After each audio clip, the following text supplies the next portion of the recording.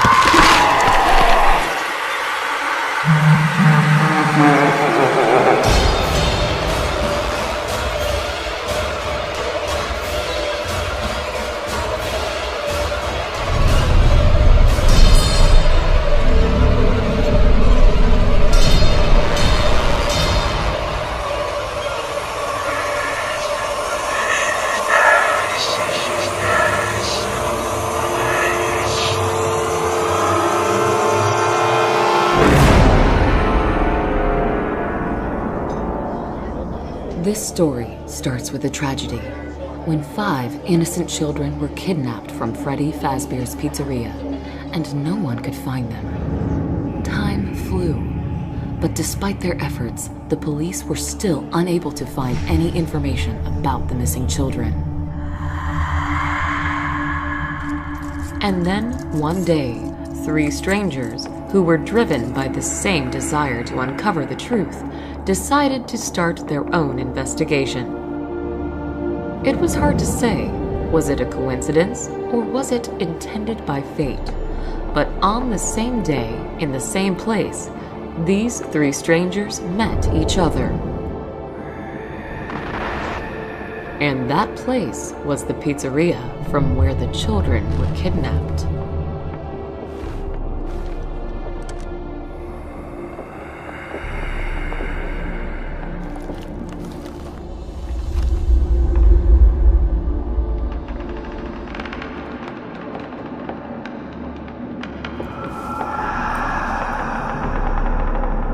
Among those strangers was a police detective by the name Brian Clark, the person who couldn't just witness the unsuccessful work of his colleagues and decided to start his own investigation off the book.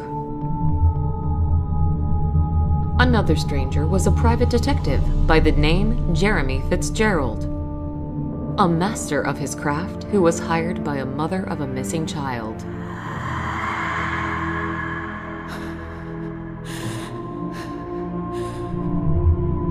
And the last stranger was me, Linda Jones, a news reporter from Arkham Advertiser, the person who was planning, no matter what, to discover the truth and find the missing kids. And also to find out what really happened to my colleague and good friend Ben Richard, who was brutally murdered while working on this case before me. Since we all had the same goal, we decided to join our forces and discover the truth behind the children's disappearance together. Yet, there are secrets, doors to which should never be opened.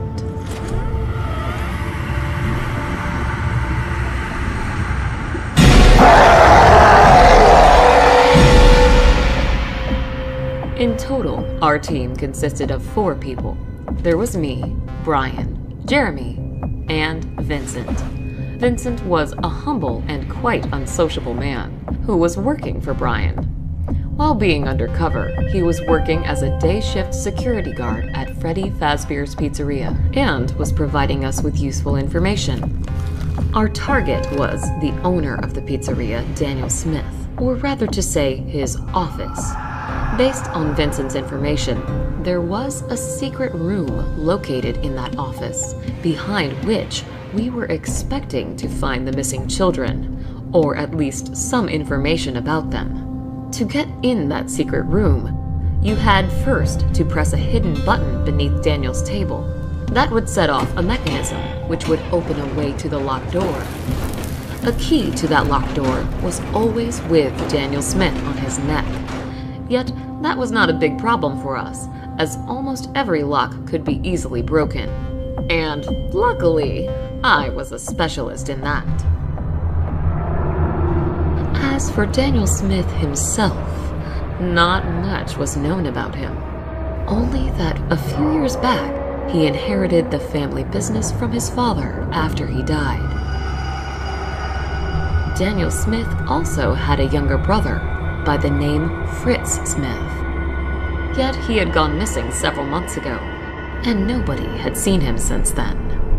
According to Brian's words, Daniel Smith was a true evil in the flesh, the person who we should all be afraid of. Brian used to interrogate him several times in the past, and based on his words, never in his life has he seen such an evil and dangerous look as he witnessed in Daniel Smith's eyes.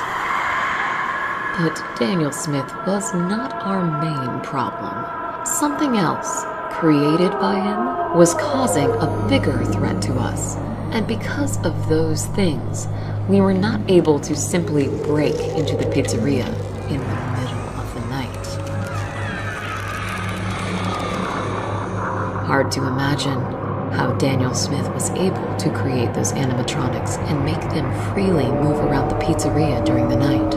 But in case they saw someone, they would immediately attack him. Due to that, one thing was obvious. Getting in there during a night without any help from inside would be too dangerous. But we quickly managed to find a solution to this problem. Through the entire week, every night, we were actively making diversions near the pizzeria, and those kind of actions eventually would achieve their goal, as it forced Daniel Smith to hire a night shift security guard to look after the pizzeria and straight away inform him if anything happens. And thanks to our efforts, Jeremy was hired to this position as a night shift security guard. Yet, even though we now had our people inside, still, getting into Daniel Smith's office turned out not to be an easy task. Starting on the first night, everything went not according to plan. Jeremy said that it was too dangerous for me to get inside of the building, as he still could not understand how exactly those animatronics were moving around the pizzeria and with what time frame.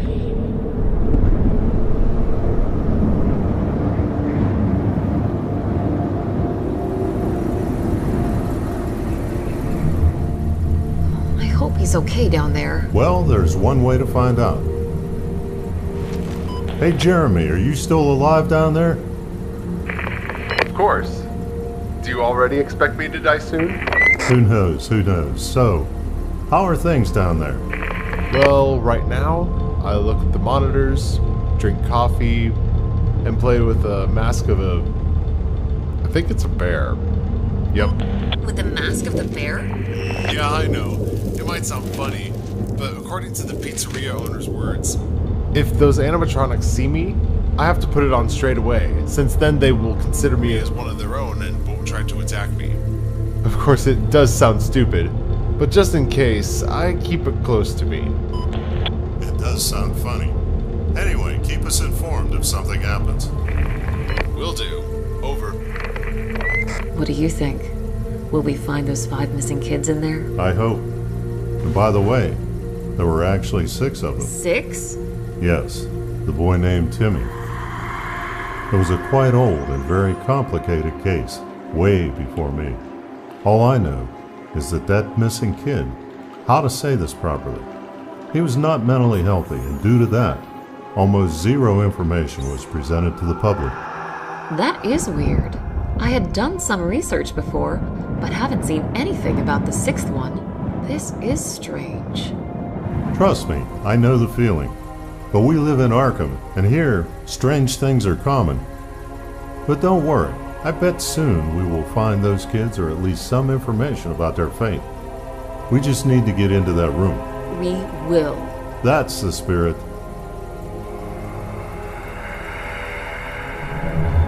Have a good night, and I'll talk to you tomorrow. Thank you for your advice, Vincent. I'll be sure to do so. Okay, let's see. What's going on down there?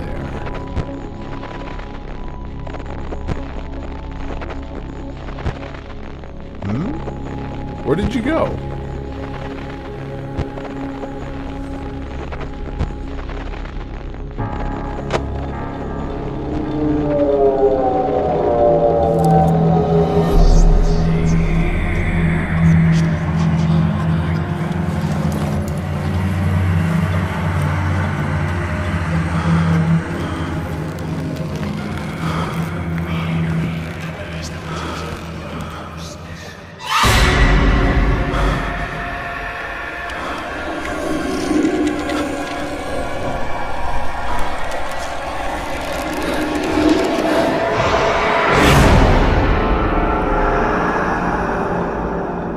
Turned out, Daniel Smith was not lying, and the mascot mask did help.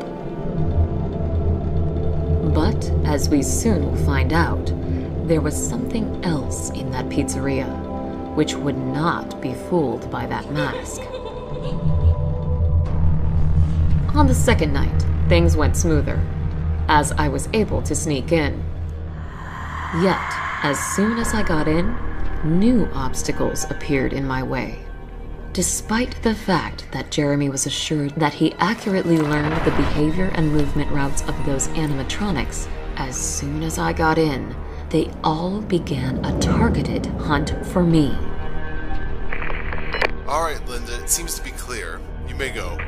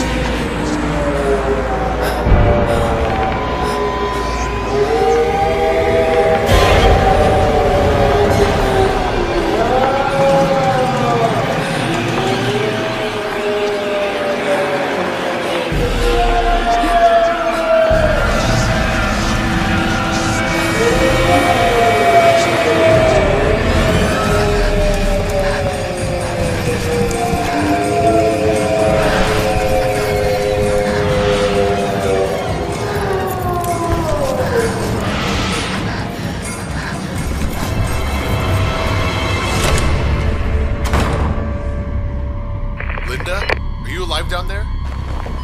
Yeah, I am fine.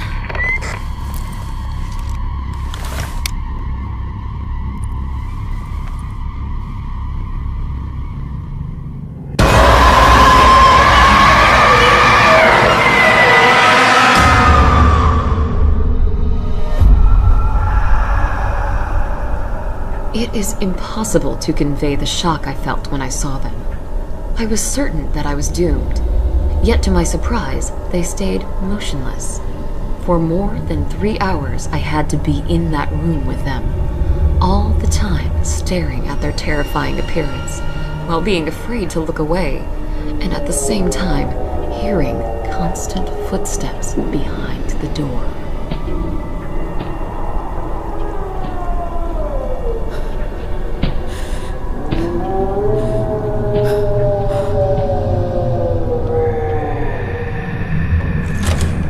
Can't imagine how I didn't lose my mind that night. In the end, when it all went quiet, Jeremy helped me to get out from that horrible room.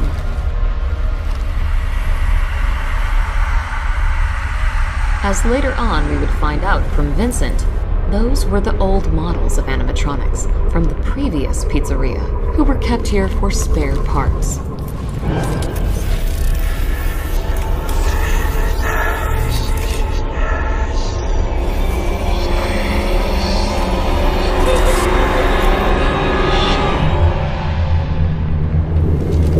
In the end, I was still not able to reach Daniel Smith's office.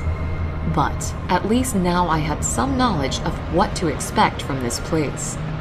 At least, I believed so. But I was wrong. As on the third night, we had faced new and more serious problems. Alright, I think you're clear to go. Just wait for my signal and then rush towards the door next to you. Okay. Ready, steady, and... What in the world?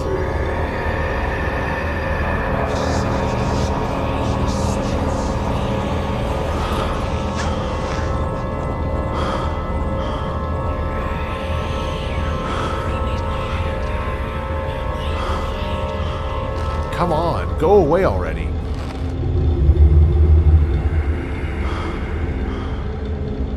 Good.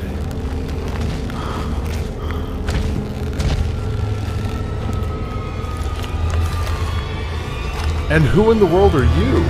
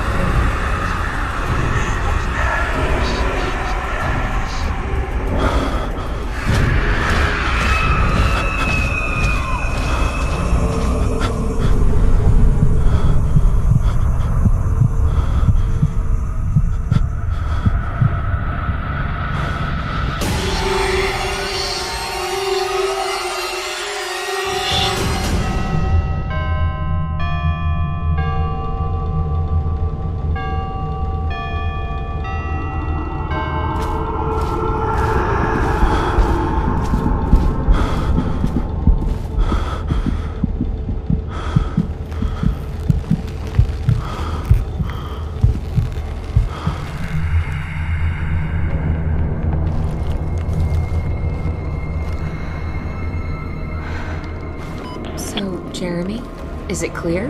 Can I go? Hey guys, what's going on down there? Do you need my help? No, it is better for you to stay in the car and make sure that we don't have any unexpected visitors. I'll try to find out what is going on down there on my own.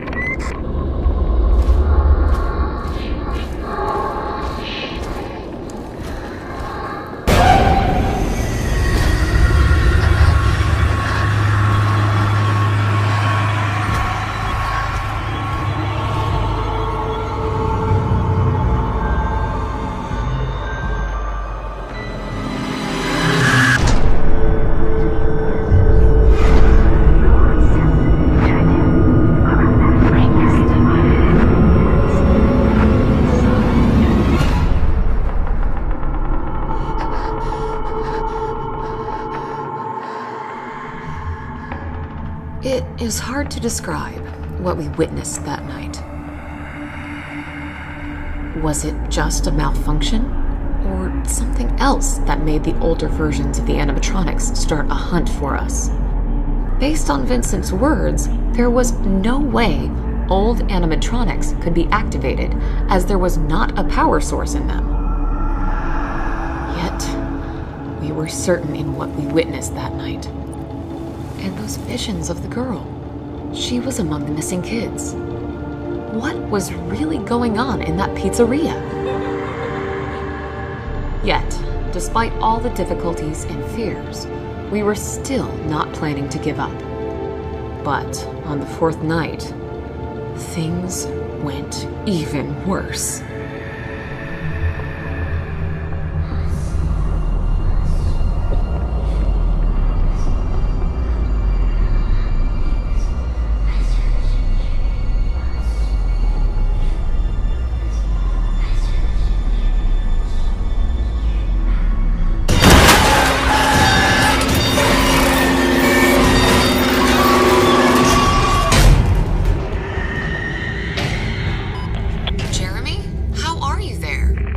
More or less fine. Those things are trying to break inside, but I managed to hold them off.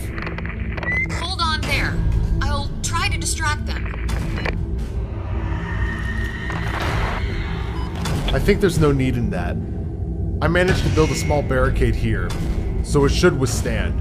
You better try to get to Daniel's office. Okay.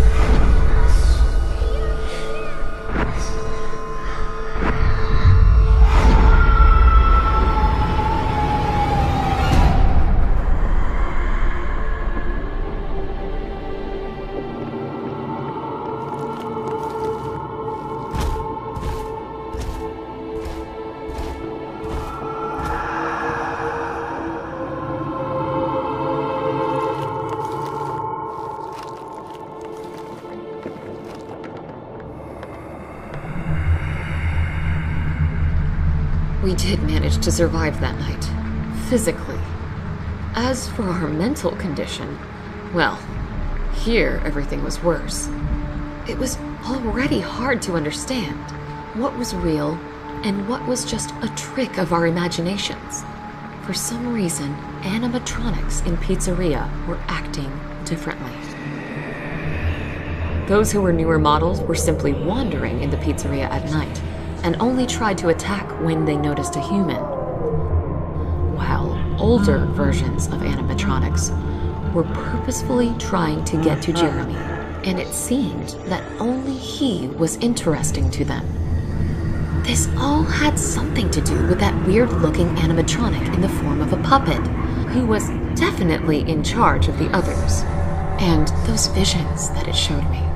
In all of them, I have seen a missing girl by the name Elsa. That same girl whose mother hired Jeremy to find her. All of this was so confusing. But on the other hand, there were 5 missing kids, And the same amount of animatronics right now were trying to get to Jeremy. What if? But that would then mean that we are already too late. No, I don't want to believe in that.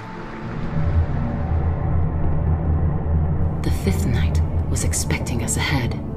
The night when we finally achieved our goal.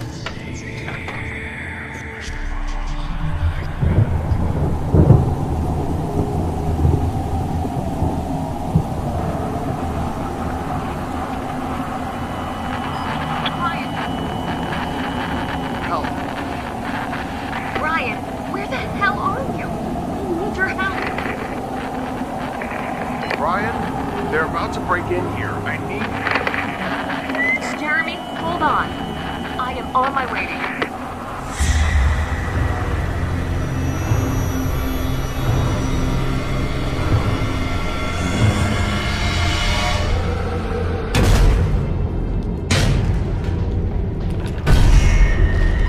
you. Linda, listen to me.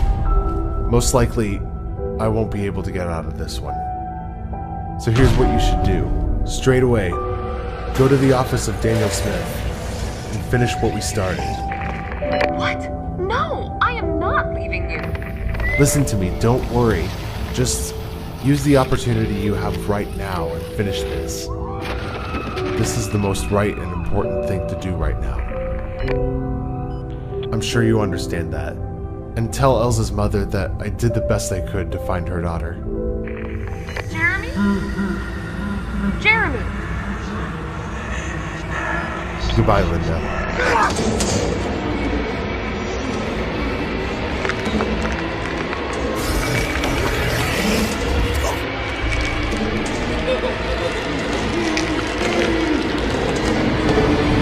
Elsa, stop! I know this is you, and that close to you is Emmy, Felix, Thomas, and Carl. End all of this. Please. We are not your enemies. We only want to find those who are responsible for what happened to you and punish them. Your families have not forgotten about you, and they still hope that you will return home. Elsa, your mother hired this man to find you.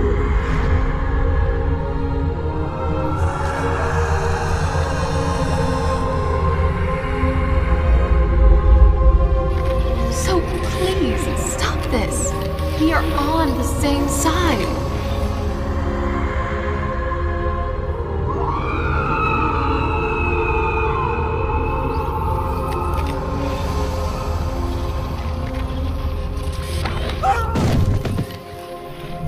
Hard to believe this, but sadly, my theories turned out to be true.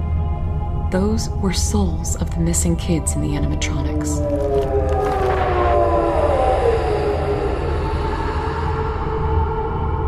And not only did they allow us to go, but also helped us in clearing the path to Daniel Smith's office.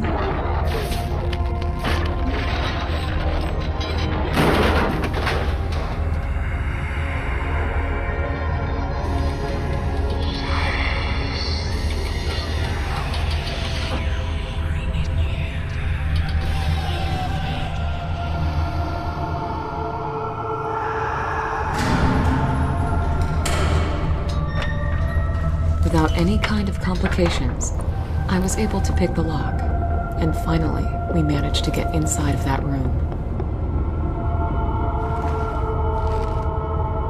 But, as it turned out, we were not alone in there.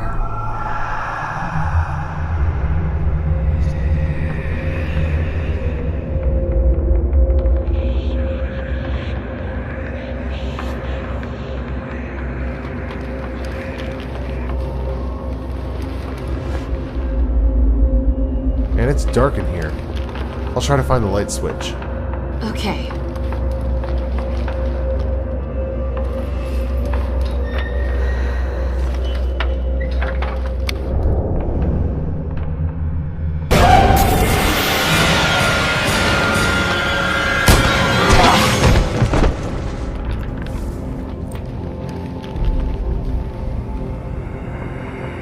Linda, are you okay?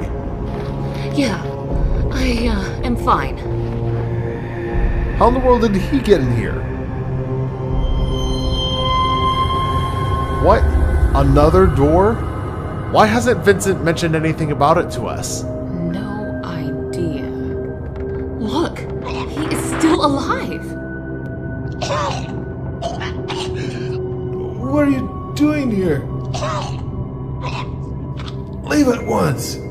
I've already called the police.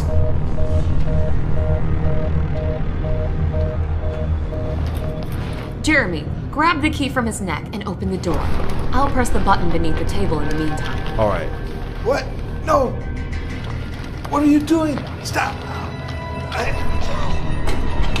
By no means, do not open that door. That waits all behind.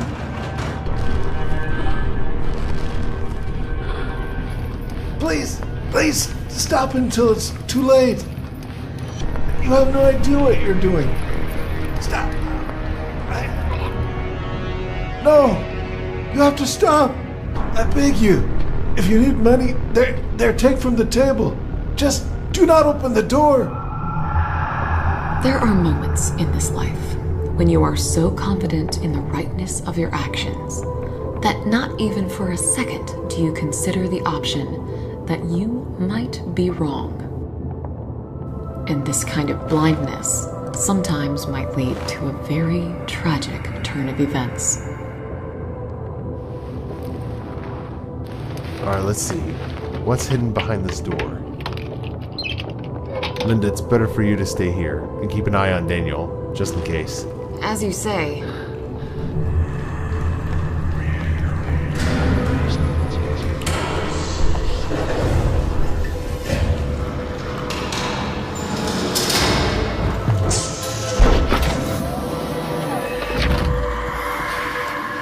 Jeremy, what do you see in there?